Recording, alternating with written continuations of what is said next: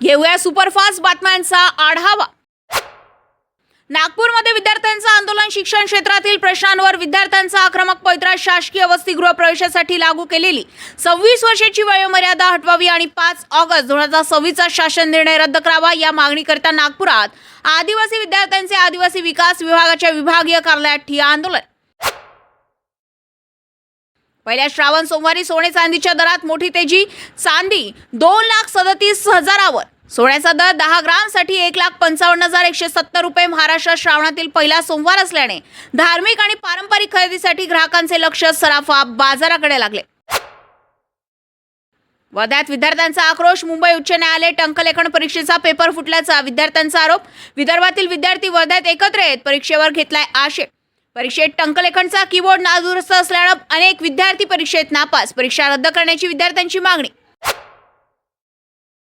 वर्ध्याची नात असलेली दिव्या देशमुख हिची अर्जुन पुरस्कारासाठी निवड। राष्ट्रीय क्रीडा पुरस्कार 2025 ची घोषणा करण्यात आली आहे। दिव्या देशमुख विदित गुजरातीसह 17 खेळाडूंची अर्जुन पुरस्कारासाठी निवड। क्रीडा रत्नाविना राष्ट्रीय क्रीडा पुरस्काराची यंदाची घोषणा। वर्ध्यात आनंदाचं वातावरण।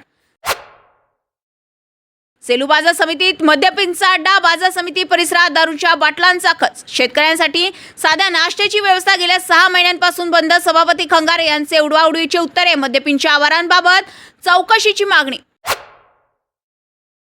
आर्वीत 9 ते 26 वयोगटातील मुलींसाठी मोफत सर्व्हायकल कॅन्सर लसीकरण मोहीम। आर्वी शहरात महिलांच्या आरोग्याच्या संरक्षणासाठी 9 ते 26 वयोगटातील मुलींसाठी मोफत सर्व्हायकल कॅन्सर लसीकरण मोहीम राबवण्यात येणार आहे।